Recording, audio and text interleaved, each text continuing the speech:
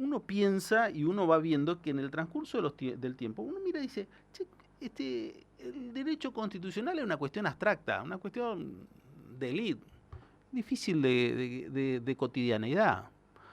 De alguna resolución de la Corte lejana, allá, que puede llegar a ser un caso testigo que nos marque absolutamente todo. Bueno, eso ha quedado desde el año pasado o antepasado, me parece que prácticamente desusado, porque está vinculado exclusivamente a lo cotidiano. Y hay cosas que sorprenden en lo cotidiano, que ocurren en el ámbito del derecho, que no dejan de sorprender. Y hoy vinculado a la política, pero 100%. Y no necesariamente de actividades de la misma política. Vamos a saludar a la doctora Lorena González Tochi, que siempre tiene la deferencia de atendernos. Y al comienzo de año, no sé, algo nos decía Eugenia a mí que el caso Levinas, que fue uno de los casos emblemáticos de fines del año pasado, no iba a ser el único bombazo vinculado al derecho constitucional que íbamos a tener. No, no nos equivocamos. Vino uno, vino dos, vino tres. La designación de jueces en comisión en pleno proceso, digo, ya cuando estaba funcionando las cámaras, además, un juez, uno de ellos, los propuestos, tiene despacho de comisión del Senado, bueno, cuestiones técnicas, diríamos, parlamentarias. La no asunción de uno de ellos, lo que sorprendió a todos, es que el otro que sí fue designado votó en contra de este otro, y ahora un DNU para hicieron un DNU para el acuerdo con el Fondo Monetario Internacional. Yo no sé, la verdad, todos los días nos sorprendemos con algo. Lorena González Tochi, ¿cómo te va? Buen día, ¿cómo andás? ¿Qué tal? Buenos días, Daniel, ¿cómo estás? Bien, bien. ¿Vos? ¿Cómo andás? Entretenida, Sí, diríamos. sí. Entretenida, sí. Alerta y entretenida. ¿Qué te sorprende de todo Eh, esto? ¿Qué es lo que más te sorprendió? no, a mí, bueno, no me sorprenden mucho.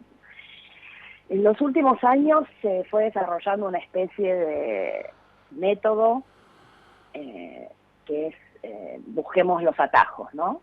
Es decir, más allá de que la Constitución establezca ciertos límites, ciertos procedimientos que hay que seguir, aparecen a veces estas especies de intentos de derecho creativo para circunvalar los límites constitucionales.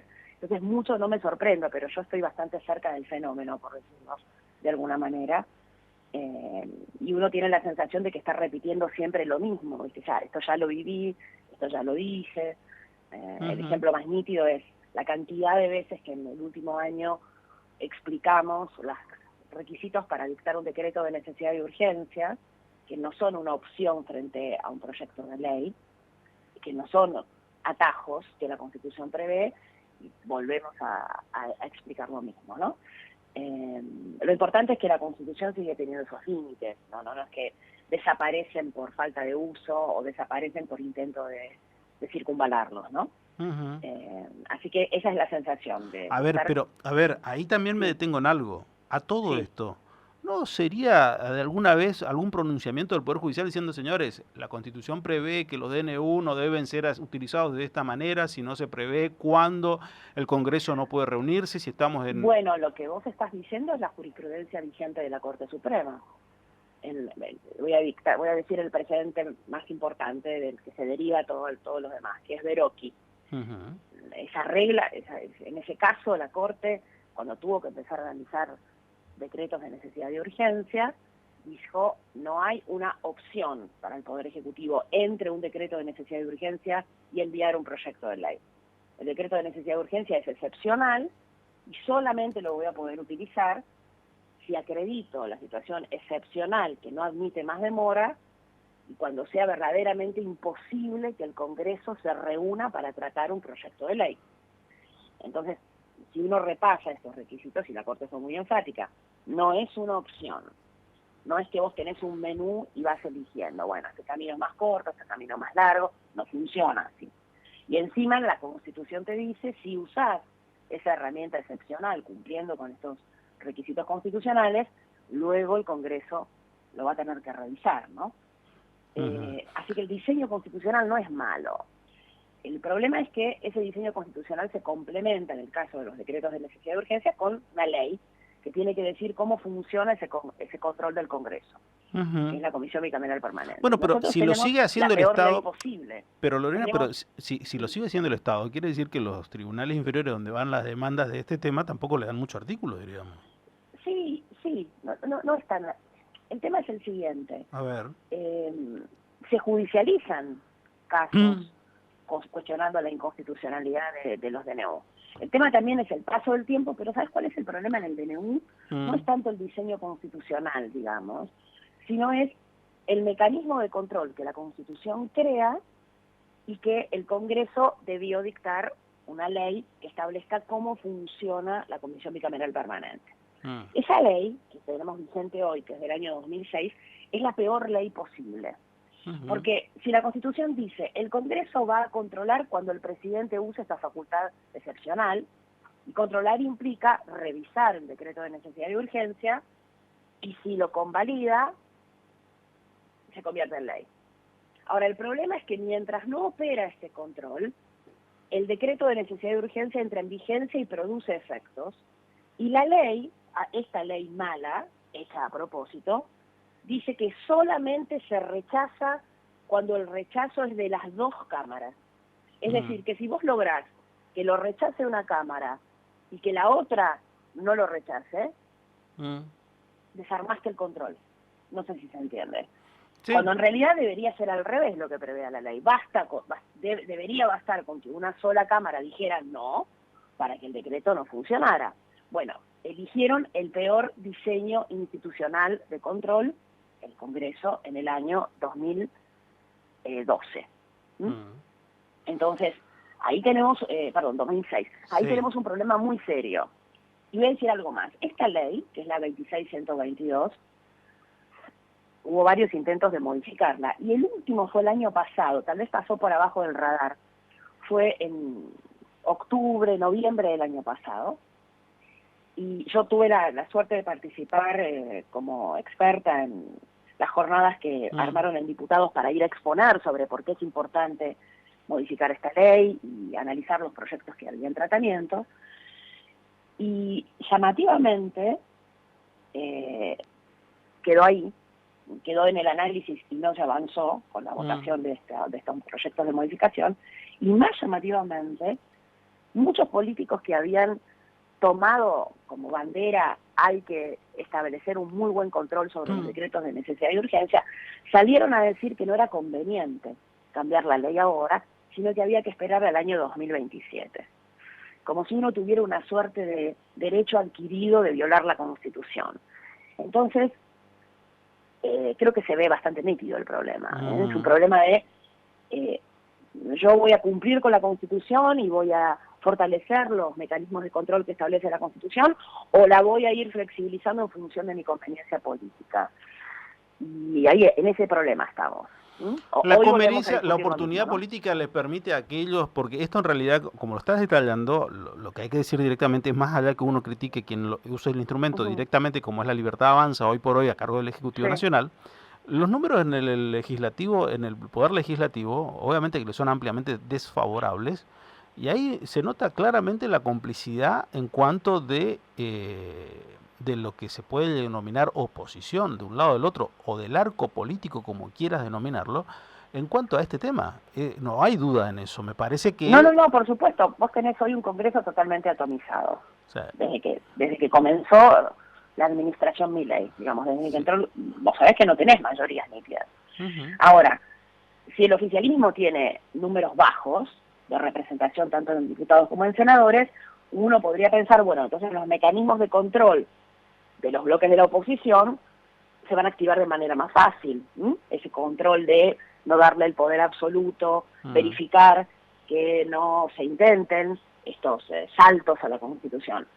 Bueno, de diferentes ámbitos del arco político, como se suele decir, salieron a decir esto que dije yo la verdad que me indigné bastante, porque hay proyectos muy buenos y es muy sencillo cambiar este defecto de inhibir el control del Congreso. Bueno, salieron inmediatamente, si los buscás, los vas a ver, a decir, bueno, pero en realidad en este momento no es conveniente. ¿Y cuál es el momento conveniente? Si hay una herramienta constitucional cuyo mecanismo de control es deficitario.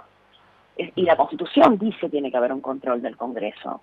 Entonces, es bastante claro verlo. Ayer lo recordaba cuando comenzaba el debate sobre, el debate público, digo, ¿no? Sobre no se puede establecer el acuerdo por el fondo evitando el Congreso y haciéndolo a través de nuevo. Bueno, perfecto, entonces vivimos como en un loop permanente, volvemos a hablar de lo mismo. A mí me gustan los diagnósticos y me gusta buscar las soluciones, porque creo que es la única forma de avanzar. Bueno, y acá el tema es que urgente hay que modificar esa ley. Claro, pero ahí vengo con otra duda. Porque está bien, el Fondo Monetario Internacional, los acuerdos con el Fondo Monetario Internacional siempre fueron de índole legislativo. Recuerdo el último que fue bastante intrincado, bastante complejo, porque Alberto Fernández lo había propuesto y el propio kirchnerismo lo quería dinamitar. De hecho, no se presentaron a votar, tanto en diputados como en el Senado, los más ortodoxos del kirchnerismo, y en cambio salió con la aprobación de la bancada opositora en ese momento al acuerdo del Fondo Monetario Internacional. Recuerdo eso durante la gestión de Alberto Fernández. Ahora, mi pregunta y mi duda es esta. ¿El Fondo Monetario Internacional como organismo internacional aceptará un DNU como un acuerdo legislativo para un acuerdo con la República Argentina? ¿Puede tener un DNU el mismo rango para ellos? Digo, porque esto es una cuestión, es un acuerdo de partes. El Fondo Monetario Internacional dice, listo, firmamos el acuerdo, ahora tráemelo homologado porque es lo que corresponde, listo. ¿Sirve o no sirve? Bueno, acá hay que ver, tiene que ver con lo que venimos hablando. Cualquier organismo multilateral de crédito, cualquier organismo internacional que celebra un acuerdo, un convenio con cualquier país, lo primero que hacen, por una cuestión obvia, es analizar el derecho interno, es decir, qué reglas establece el derecho interno para que ese acuerdo tenga validez y ese acuerdo sea un acuerdo exigible y sin defectos desde el punto de vista legal. ¿Sí? Eso se hace normalmente. Ahora, en Argentina, por supuesto que estoy totalmente convencida que esa va a ser la línea del Fondo Monetario Internacional por una cuestión de seguridad jurídica. No va a comprometerse en ese sentido cuando haya defectos legales en el procedimiento de celebración de este acuerdo y en los reaseguros del derecho interno. Ahora, en Argentina tenemos este tema que contaba yo anteriormente. Se dicta un decreto de necesidad y urgencia y mientras se activa el mecanismo de control, que es deficitario, como te decía, entra en vigencia. Ahora, el Fondo Monetario Internacional, que estoy convencida que esto lo va a detectar, porque además tiene asesores, no es que lo hace a través de la lectura de diarios o la lectura de redes sociales, sabe que ahí hay una debilidad. No es lo mismo un decreto de necesidad y urgencia que una ley. Si bien empieza a surtir efectos hasta que sea revocado por el Congreso, no tiene la misma seguridad jurídica que una ley sancionada por el mecanismo del Congreso. ¿Por qué? Porque si vos dictás un decreto de necesidad y urgencia que no cumple con los requisitos constitucionales y además el mecanismo de control tiene esta virtualidad de, mientras tanto el decreto surte efectos y luego el Congreso deberá revisarlo y solamente lo va a bochar si 2 cámaras dicen que no, en el medio esto puede ser judicializado. Por supuesto que hay un tema de legitimación. ¿Quién es el que puede plantear judicialmente la inconstitucionalidad de un decreto vinculado con un acuerdo del Fondo Monetario Internacional? Pero igualmente, pensemos con ojos extranjeros, no pensemos con ojos locales que estamos acostumbrados a la ley y la trampa, por decirlo de alguna manera. Yo tengo demasiada incertidumbre. Nosotros estamos acostumbrados a la incertidumbre, entonces casi que la naturalizamos. Pero tengo demasiada incertidumbre sobre esto, sobre lo que puede llegar a pasar en el derecho interno. Son acuerdos serios, son acuerdos relevantes, son organismos que están acostumbrados a llevar adelante estas negociaciones, y si somos un país que consuetudinariamente pedimos asistencia financiera, y me animo a decir que no somos muy cumplidores respecto de la asistencia financiera que nos dan, y es determinante también como tenemos establecido nuestros mecanismos legales internos para la validez y la fortaleza de ese acuerdo que se celebre. Entonces, no puedo predecir exactamente qué va a hacer el Fondo Monetario Internacional, pero sí, siguiendo la tradición de los organismos multilaterales de crédito, necesita que esté cumplido el procedimiento y los requisitos de derecho interno sin fisuras. Porque también tienen responsabilidad interna por otorgar este tipo de préstamos o de acuerdos que después puedan llegar a generar una ficción, digamos, ¿no? Es decir, bueno, sí, era el funcionario que lo podía celebrar. Bueno, nos dijeron que por decreto se podía hacer. Bueno, nos dijeron que no pasaba nada. Y así no funciona el mundo serio, digo, ¿no? No el mundo No, así no funciona. Y esto que pasó con la Corte, la designación en comisión y la novela que pasó del tema del hijo, pero en el medio también pasa otra cosa. Hay dos hechos que por ahí me parece que han pasado como hechos menores. Es de público y notorio que, bueno, el presidente de la Nación decidió utilizar la viromía y el decreto nuevamente de designación.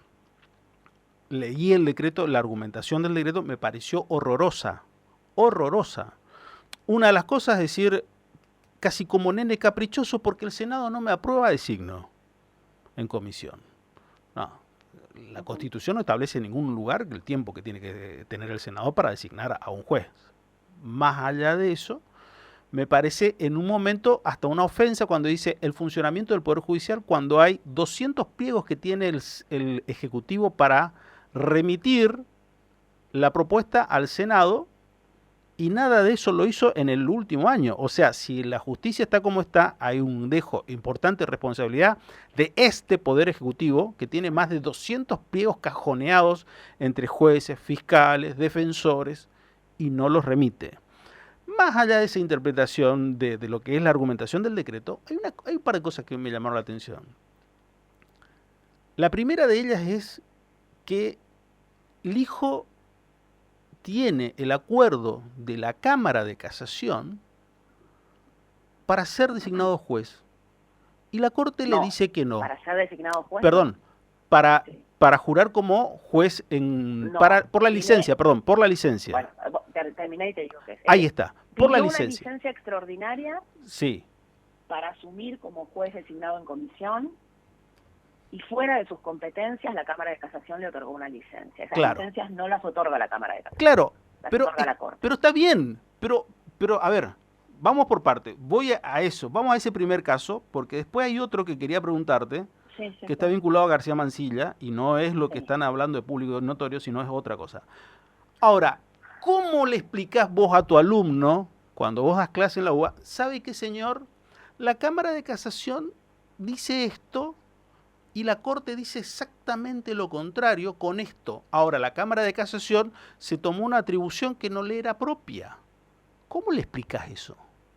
Bueno, yo suelo hacer lo siguiente. La Constitución nos establece las reglas del juego, nos brinda un catálogo de principios, derechos y garantías, y además la Constitución nos fija restricciones para que funcione todo nuestro sistema. Dentro de esas restricciones, además, operan las atribuciones, las funciones que cumplen cada uno de los órganos del Estado, los roles, lo que pueden hacer y lo que no pueden hacer. Esas son las reglas del juego. Si yo tengo que decir ante quién un juez le pide una licencia extraordinaria, tengo que fijarme en el reglamento para la justicia civil, el reglamento para la justicia. Y en el reglamento para la justicia están las normas que dicen que en el caso de licencia extraordinaria se debe pedir a la Corte Suprema, porque la Corte Suprema hace dos cosas. Resuelve casos, función jurisdiccional, resuelve casos, litigios o controversias, juicios, que llegan por competencia originaria o por competencia por apelación, pero también tiene una función que se llama superintendencia. Y en la función de superintendencia, o esta función de tipo administrativa, al ser la cabeza del Poder Judicial, ese reglamento que dice cómo funciona esta atribución administrativa, dice, usted es la que va a analizar y otorgar las licencias extraordinarias. Ahora, puede pasar que un juez intente saltar este reglamento e ir y pedirle a sus compañeros de su fuero, ¿me pueden dar la licencia? Sí puede pasar. La ley no es un escudo misilístico. Los reglamentos no es que las personas ven los límites y dicen, es verdad, no los tengo que evitar. Eso sería un mundo ideal. No es el mundo ideal. Entonces siempre la ley y la trampa, ¿viste que lo dije antes? Entonces siempre tratando de ver, hacer trampa o de ver cómo me puedo acomodar. Ahora, lo interesante no es que ocurra la trampa o ocurra el ardido, el intento de ir por el margen de la ley. Lo interesante es si se activa el control. Y lo que pasó la semana pasada, cuando la Corte tuvo que analizar esa licencia extraordinaria, despojado de todo lo demás, Daniel, tiene que analizar una licencia extraordinaria, es lo que uno podía prever conociendo el reglamento. Si uno lee la forma en la que la Cámara le otorga la licencia, ni siquiera están bien citadas las normas. Entonces, era obvio que cuando esto llegara a la Corte iba a decir, señores, esta es potestad mía. Entonces, Sí. se entiende, ¿no? No. La superintendencia porque es lo que tiene que a hacer. ver, Y ahora quiero decir algo importante. Dale. Cuando analiza si le tengo que dar o no una licencia extraordinaria a un juez que me la pide, esta decisión sobre si está bien o mal y qué tipo de licencia, porque acá lo importante es que los precedentes de la Corte y la costumbre plasmada en esos precedentes, costumbre no digo en cuanto a hábitos, sino los casos que la Corte tuvo que resolver cuando aparecían los pedidos de licencia o aparecía el problema entre jueces que que asumían en comisión y qué pasaba con el cargo anterior. Existía un precedente en donde la Corte lo dijo de manera muy nítida y es algo de sentido común. Si vos aceptás una designación en comisión, esa aceptación implica tu renuncia como cargo de juez. No podés tener las dos cosas al mismo tiempo. No podés tener un cargo, lo reservo por si esto sale mal, pero mientras tanto juego un rato a ser juez en comisión. Claro. Entonces, los que conocemos esa jurisprudencia, los que la conocíamos, porque nos dedicamos a esto claramente, más o menos sabíamos que iba a aparecer así. Pero me parece muy importante a mis alumnos, cuando les explico las competencias, hay que distinguir estas dos cosas. Y como la Corte, en esta resolución que dictó la semana pasada, no está ajena a estos debates que se dan, muchas veces a estos intentos de confundir, viste que en el debate público hay de todo, hay debate sincero y hay debate para confundir, agrega un parrafito donde dice, esta resolución que resuelve una licencia extraordinaria no implica pronunciamiento sobre la validez constitucional del decreto de designación de jueces en comisión. Esto para los abogados es obvio. ¿Qué quiero decir con esto? Como dije anteriormente, la Corte podrá analizar la constitucionalidad del decreto 137 que nombró a los jueces en comisión en un caso, causa, litigio, controversia. ¿Entendés? Sí. No lo puede analizar en su función de superintendencia. Sí. El superior jerárquico, voy a decir un ejemplo bastante burdo, pero para que se entienda, casi como si fuera recursos humanos es lo que resolvió cuando otorgó la licencia. Claro. Ahora, el otro ámbito es cuando resuelve si un decreto es constitucional o no, siempre que exista un juicio en donde se plantee esa inconstitucionalidad y le llegue a la Corte. Esa aclaración, que para muchos es sobreabundante, lo hace por esto de lo que venimos hablando. Está bien. Lo que sí, vos sabés que todo lo que vos decís me gusta, la verdad me interesa mucho, pero hay una parte que dijiste, como que la Cámara de Casación sabía que eso no le correspondía, el hijo sabía que no le correspondía a la Cámara de Casación, y sacaron esa resolución. Que sabían, obviamente porque no está dentro de la norma. Ahora, pero no le pasa nada. A la Cámara de Casación no le pasa nada. Sacaron una norma, sacaron una resolución que ellos sabían que no le correspondían, pero a ellos no le pasa nada. Vos decís que deberían tener algún tipo de sanción por hacer eso. Te pregunto. Si no, por eso. Te pregunto, si vos sos un juez con el rol de juez que tenés. Pasa algo en ese sentido. Que la Corte te diga, estás otorgando una licencia que no corresponde, por más que no venga atrás el castigo automático de Dostoyevsky, crimen y castigo, pasa. Pasa, porque claramente lo que hace la Corte cuando te dice esto no es una licencia ordinaria, esto es una licencia extraordinaria, tiene una finalidad, y esto ya se resolvió hace años aquí en la Corte, y se sabe que funciona de esta manera, te están levantando la mano, te están diciendo, estás haciendo algo mal. Y este intento te salió mal, y estoy dejando un precedente, estoy dejando una marca interesante, en decir, tomo un precedente de 1975, que es muy claro, no puedo tener las dos cosas. Si yo decido aceptar cuando un presidente me ofrece asumir en comisión, tiene una consecuencia, y si soy juez, ¿cuál es la consecuencia? Sí. Tengo que renunciar. Y esto es muy importante. Yo ya sé que uno a veces necesita más. Bueno, ¿por qué violan la ley? Tal vez hay que ser un poco jovesiano. El hombre es lobo del hombre, ¿viste? Entonces hay una tendencia, y nosotros tenemos una cultura, lamentablemente, de falta de respeto a la ley. La ley molesta. Si no, ¿por qué son tan creativos con tratar de circunvalar la ley todo el tiempo? Sí, pero los tipos que tienen la responsabilidad por ocupar un cargo, que juraron, que hicieron todo el recorrido y que supuestamente tienen que ser los principales escuderos de la ley, como ser los integrantes de la Cámara de Casación, son los verdaderos lobos, ¿eh? Sí, no, igualmente, yo creo que con esta explicación y con otras que por supuesto se dieron a través de los medios, aun cuando una persona no tenga conocimiento puntilloso del derecho y de la ley, se da cuenta que esto no corresponde. Es como si vos le fueras a pedir a otra persona que no fuera el gerente de recursos humanos vacaciones. ¿Es así? Sí. Por decirlo de una manera llana que se entienda. Sí. Ahora, a nadie se le ocurre ir al departamento comercial a pedir una licencia de vacaciones. No corresponde, pero es obvio que no corresponde, pero igual te habilitan y te lo hacen. Pero si vos sabés que eso no lo podés hacer, ¿por qué lo hace? Quien sabe claramente que no lo tiene que hacer, no es que no tiene conocimiento. Es empujar los límites, Daniel. Es una idea, yo no la comparto desde luego, porque aparte sale mal. Sí, sale mal. Vos podés diseñar la estrategia más atrevida, más audaz posible. Pero yo tal vez porque estoy seteada como una abogada todo el tiempo, yo tengo que pensar en las consecuencias. Puedo armar estrategias, pero también tengo que saber qué pasa si falla. Pero a esta gente no le pasa nada. Insisto, a esta gente no le pasa nada. No sé, Daniel, si no les pasa. Yo ya sé lo que vos decís, que esto quede como como si fuera mal desempeño. Nada. No es tan...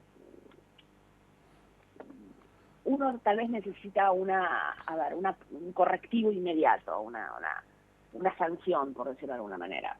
Pero por lo pronto pasó algo que es importante, es que alguien frenó ese intento. La última y breve... Era un problema muy serio, era un problema muy serio, que una persona siendo juez federal, diga, guárdenme el cargo un rato que voy a ver qué onda. Sí. Siendo nombrado juez de comisión. Te pregunto, el miércoles cuando se dio a conocer esto, perdón, la acordada del jueves. La resolución. La resolución, perdón. Sí. ¿Es verdad que salieron también 4 fallos de la Corte, 4 o 5 fallos de la Corte firmados por García Mansilla? Sí. ¿Cuándo los estudió? ¿Cómo? ¿Cuándo los estudió? Se asumió el jueves pasado. Desde que entró. Ah, pero tenemos un super tipo ahí. Bueno, yo no conozco los expedientes en profundidad, los casos esos, porque no son casos míos y porque no me puse a analizar esos casos. Pero en 5 días... Puedo hacer esa respuesta. Pero en 5 días... En la Corte llegan casos que pueden ser muy complejos de estudio, y tal vez también, y esto lo sé porque en práctica profesional es litigio en Corte, llegan casos que son bastante sencillos. Esto no lo revisé, pero es muy probable, prácticamente me jugaría que así lo es, que lo que resolvió fueron casos muy sencillos, que ya estaban trabajados hasta el momento, hasta diciembre, suponete, y debe estar, bueno, necesitábamos conformar completamente la Corte para tener las firmas, ¿se entiende lo que digo, no? Entonces, sentate a analizarlos, son casos fáciles, hay casos que son sencillos. No necesariamente en la Corte llegan casos complejos, Y entonces es altamente probable que haya hecho esto. Yo no analicé los casos en particular, La próxima, si querés, si los analizo, te cuento más. Pero creo aventurar, creo que, y quiero tener razón en lo que digo, tienen que ser casos muy sencillos.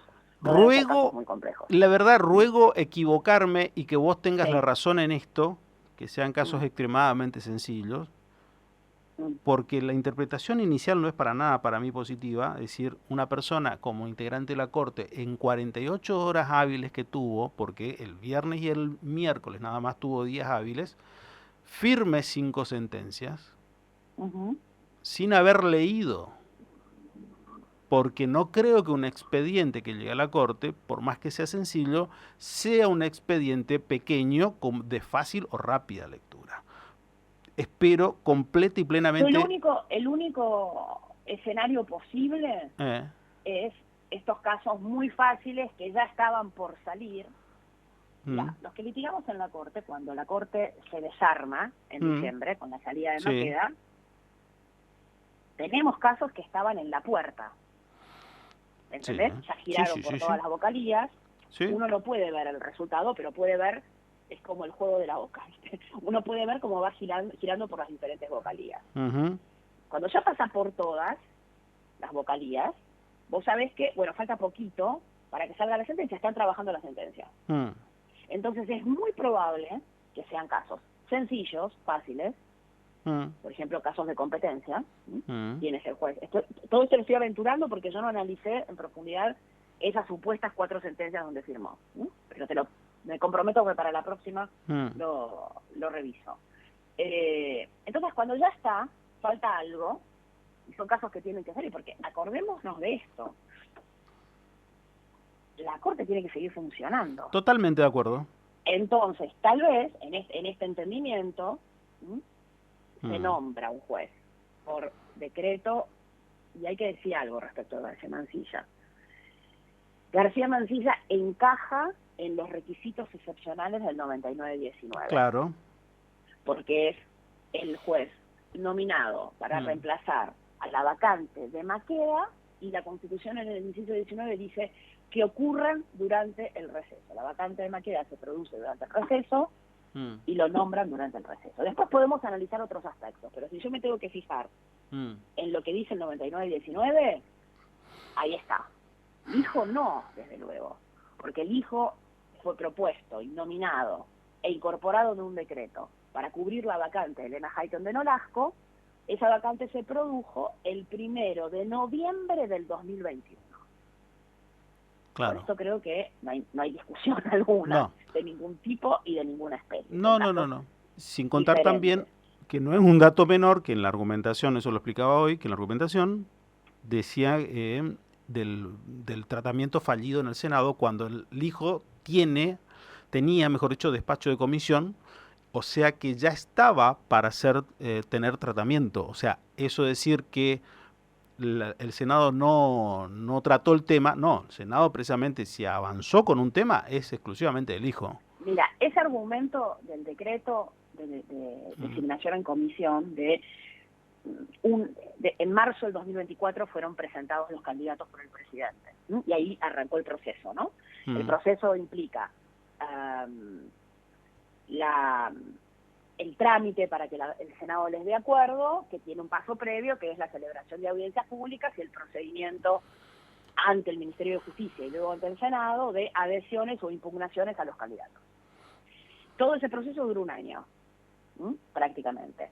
Es decir, empezó en marzo, las audiencias, las impugnaciones ante el Ministerio de Justicia se tenían que presentar hasta el 6 de mayo, y luego las impugnaciones, las preguntas y las adhesiones ante la Comisión de Acuerdo se tenían que presentar hasta el 26 de